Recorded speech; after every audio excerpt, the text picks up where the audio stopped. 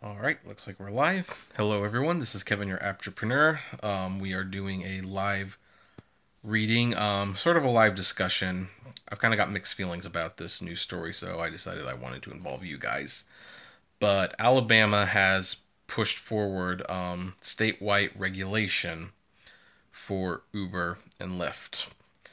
And this is from Governor Kay Ivey. She had supported legislation that would make rideshare more accessible to people from in Alabama. And let me tell you what the legislation entails. The bill setting statewide regulations would prohibit cities from imposing taxes and licensing requirements on Uber and Lyft, their drivers, and vehicles. And Greg Cochran, Director of Advocacy and Public Affairs for the Alabama League of Municipalities, I know I messed that up, said cities need to know the businesses that work in their communities and serve their residents. He's quoted saying, "It could be that we apply for a license in the city, but then we're not licensed in the suburbs.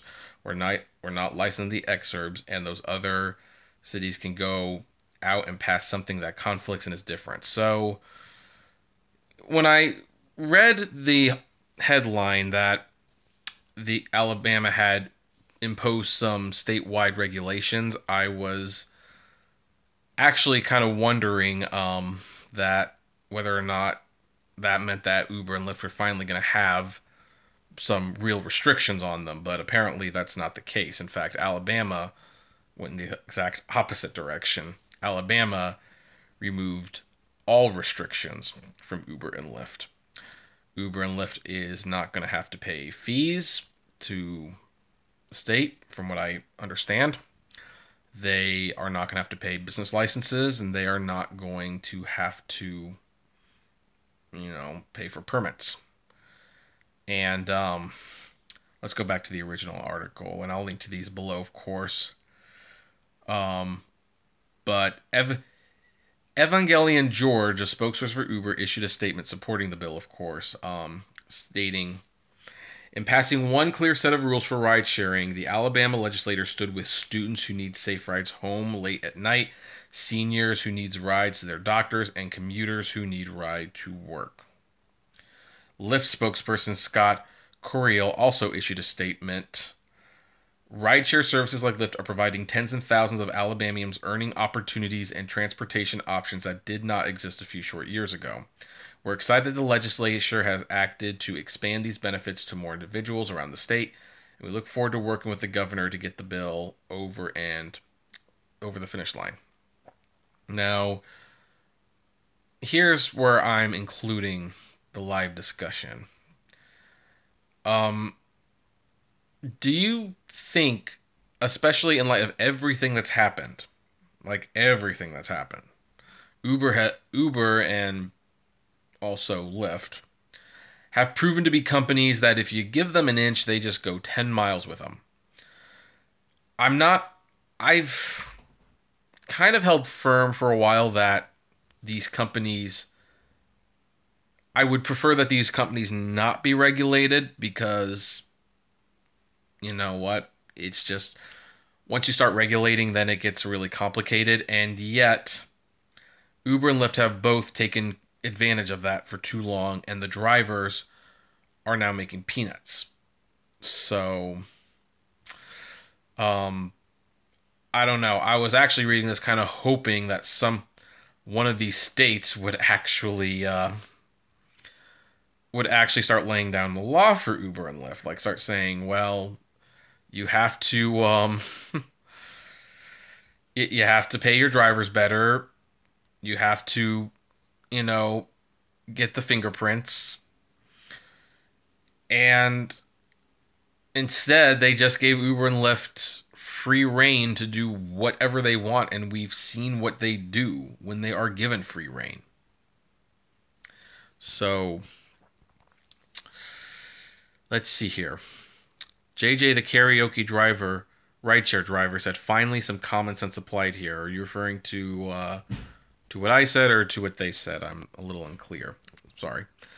DH says, "Maybe if there were more regulated, they would be forced to get will become more mainstream with their pay.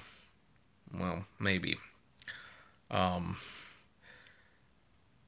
I don't know if that's the case sometimes, because with Austin, Texas, I'm sorry, Uber and Lyft have definitely proved that they get their way, or they'll take their ball and they'll go home. But I have to be honest, considering everything that's happened, this is a good thing Alabama did okay. All right, that's fine. I can respect that decision or that opinion. I've got mixed feelings about it, though, because for a long time, again, I have been like, I don't want to see the government regulating Uber and Lyft. But I was kind of hoping that the government, of all people, would see that Uber and Lyft has become a very bad thing for a lot of drivers. I mean, in a pinch, it works. I mean, right now, me and Katie are driving because we kind of need to. It's nice to be able to make that extra money, but I mean, when I really think about it, it's like, you know what?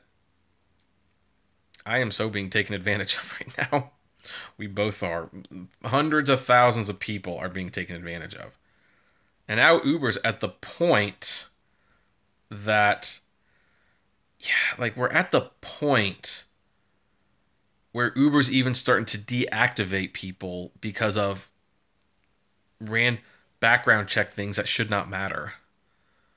You know, they're at that point where it's like, oh, we've got too many drivers, so not only are we not raising your pay, we're just going to get rid of people, even if you've been here for I don't know how many years and have how many thousands of rides. Oh, you did this thing that was just very, very questionable in the past. You're off. You're off. So, and here's the thing that's interesting is that in all of this, the senators, the governor, Uber, Lyft are talking about how opening this up to Alabama would provide safe, reliable rides for kids, seniors, and people who need to go to work.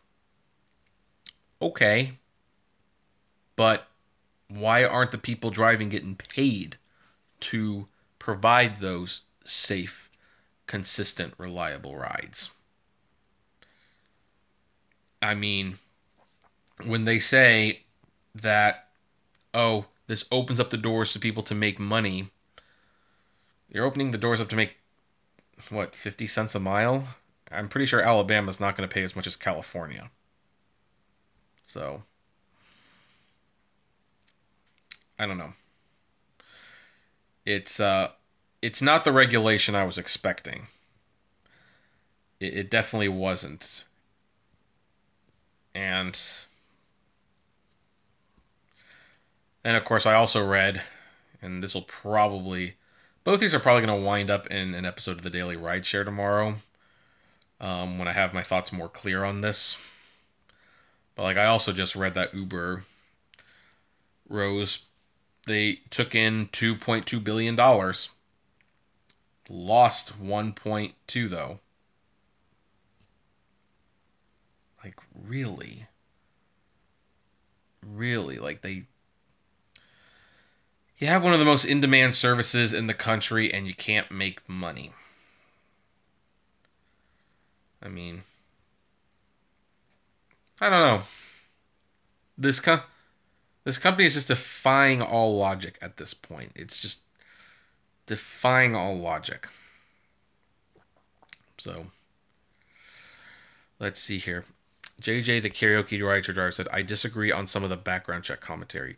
There's too many drivers out there. This eliminated some competition for trips. Well, okay, again, I respect that opinion, but I'm going to counter with this. If they had so many drivers out there that they just felt they could do this, first of all, they didn't really eliminate any competition, because I don't see it surging or anything anymore than you probably are. And second, we're talking about people who had been on the platform for years, had done nothing wrong in the time that they were driving. And now all of a sudden, they're deactivated. I mean, when you have not been deactivated, it's probably easy to say, well, that eliminates some of the competition. When you are deactivated and it's for something that it's for, going to juvenile hall for 1 week for getting into a fight at school, like just, random arbitrary example, it's probably a lot tougher of a pill to swallow. So, I don't know. I didn't see any more ride. I have not seen any more rides since they deactivated these people. So, I don't think I've really gained much from it. In fact, the honest truth is that there's probably so many of them that, yeah, they can do it, and there's no elimination of the competition at all. There's just too many out there. So, I don't know. Besides, Uber's background checks, and I've done many videos on this, have been very questionable. Our market is flooded with drivers. We don't really experience much surge here. I'm seeing more consistent rides. Okay. Well, I'm glad you're seeing more consistent rides. I have not noticed that here, and I live near LA, so just just my 2 cents. I don't deny that taking some drivers off the road would drive the demand a little bit, but I have not seen any difference whatsoever. So, anyway, let's see here. NYC Uber vlog said same here. Ali V said, maybe they are deactivating drivers because of the incident happened in Colorado in which Uber has to pay $8 million. So I don't know what's going on with that settlement, to be honest. I don't even know what that is. But in my experience, Uber has not deactivated drivers for paying settlements out. They just never have. NYC Uber vlog said very limited surge. 1.5 is huge around here. Yep, 1.5. Well, just to let you guys know, I got a 2.6 today at 3:30 p.m., which shocked me. But the thing is, this 2-point surges used to be very, very common, but now they're very rare. And so, let's see here. Uber now forced starter to log out if you work 12 hours a night. Yeah, I know. And I'm gonna all these topics. I will. In fact, I'll probably end up even deleting this video after we're done. I will readdress in more proper videos. I am not bothered at all by the forcing drivers to take 6 hours off if they've been driving for 12. That is insane. That is dangerous. And there's no reason for it. That said, I think there is something that we can glean from that story, though. And we'll talk about it a little today, and we'll probably talk about it a little bit tomorrow. And the question that I have is, why do people feel the need to drive that long? I mean, think about it. You're your own boss. If you're your own boss, you want to work as little as possible. Why are you working more than 12-hour shifts? And I think we can glean from that, the fact that so many people were doing it that became a problem, is that Uber is paying so little money that they honestly felt that people felt compelled to drive beyond what is reasonable because they just aren't making enough money in a typical 8-hour day. That is, I think, the real story to be gleaned from those limitations. And I'm amazed no media sources even asking the questions, because when I hear, oh, you need to take a break after 12 hours, I'm not thinking, well, why would you force them to do that? That's like no kidding, Sherlock. My question is, why is anyone driving this long in the first place? Let's see here. DH says, I think Uber knows who you are, Kevin, and who knows, maybe they're just trying to make you feel good about Uber and say nice things about them. I don't know. Maybe. I know Uber knows who I am. They will. The stance at Uber headquarters, that I am aware of is we acknowledge that these YouTubers exist, but we don't publicly comment on them. That's, I know. Let's see here. I think the rest period is necessary. Yes, that's true. They said that's where the 2.6 surge came from. Let's take care of people that are bad mouthing us or are not exactly pro Uber. I think that's reverse psychology on Uber's part, saying you guys can't work more than 12 hours.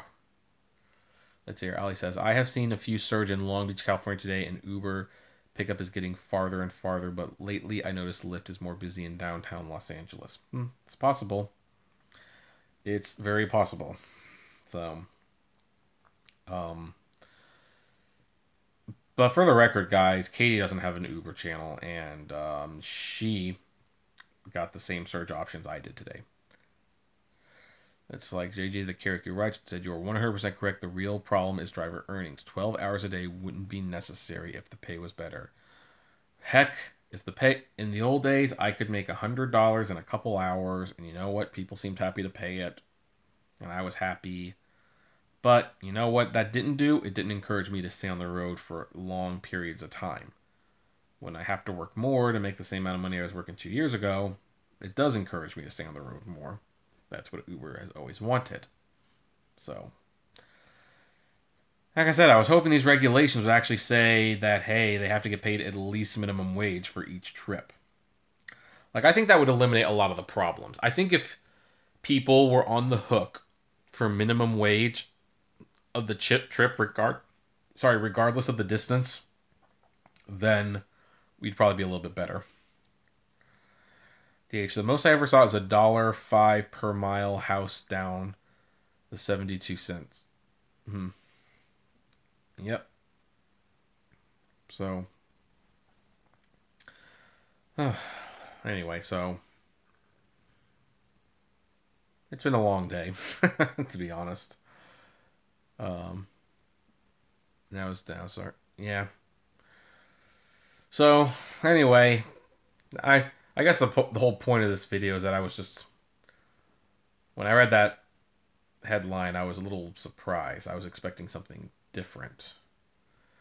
NYC Uber log said, they made laws in NYC that are just a veil on the real problem without rectifying the actual problem. Law here is that you cannot drive over 10 hours rider time. You can do 20 hours of driving before reaching that. Yeah, that 2 years ago, it was 165 year, Capital City Driver says. Yep. Ali, have you spoken anyone from Bounce Rideshare? I am talking with Bounce at the moment, so I will keep you guys up to date with that. Patrick Sargent, just restore the rate cuts. I know. So, yep, now 7.90 cents. Anthony Jones said, Uber told me that the 12 hours only applies to picking up people and not Uber Eats. I don't even know why they bothered to do it then. To be honest, I mean, when someone's in the car, at least you're interacting with someone. You're unlikely to fall asleep. Why on...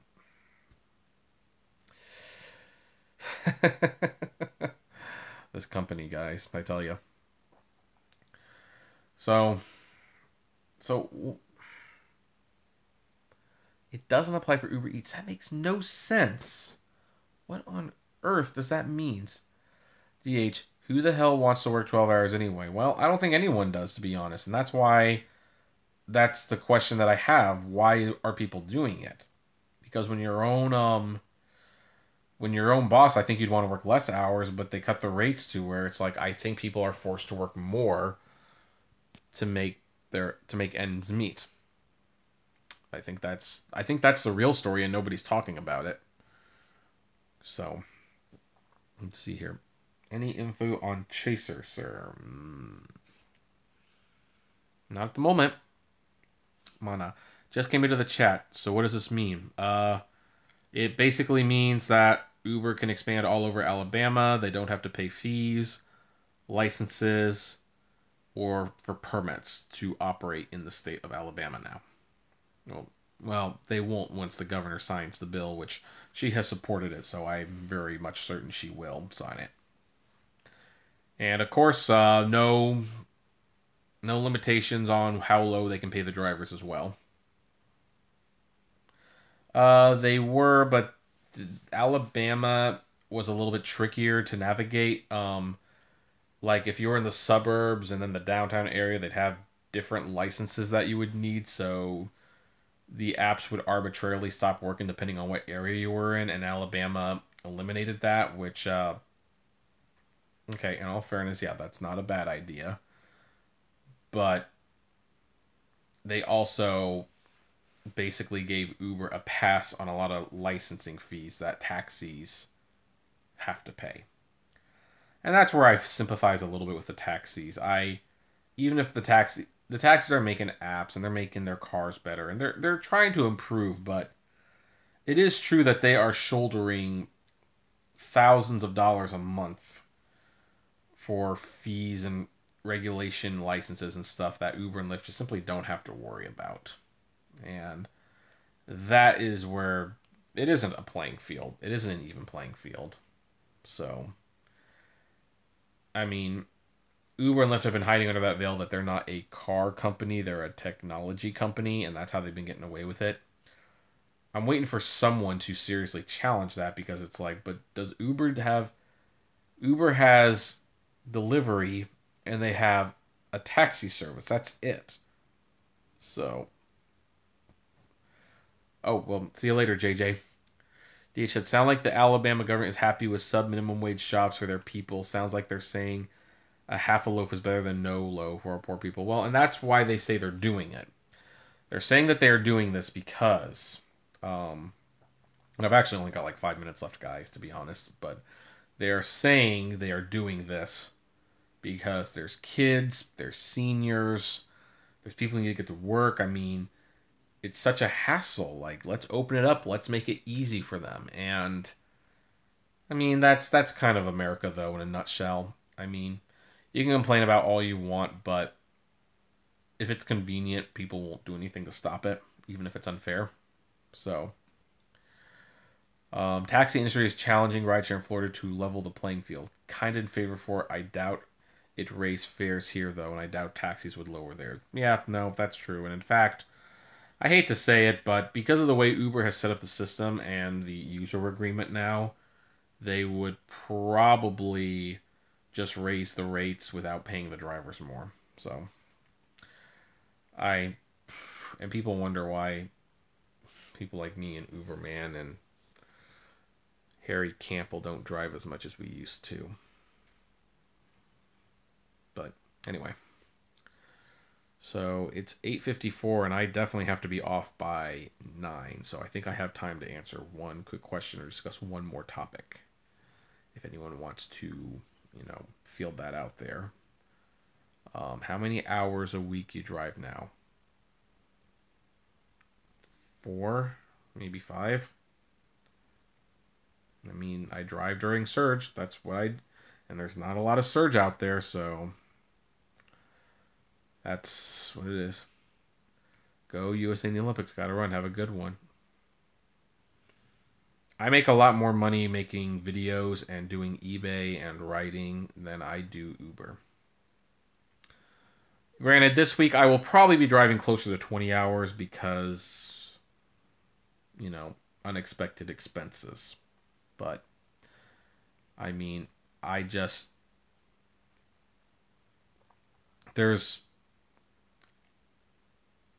think YouTube cut its pay. Well, they cut their pay a year ago, and that's when I started making money. So I'm sure I would have loved it before they cut their pay, but I have not been affected too much by that, to be honest. So anyway, well, we're going to leave it there, and all these topics are probably going to be brought up again in tomorrow's video, and I should have much clearer thoughts on it. So anyway, thank you guys for watching. I will see you later.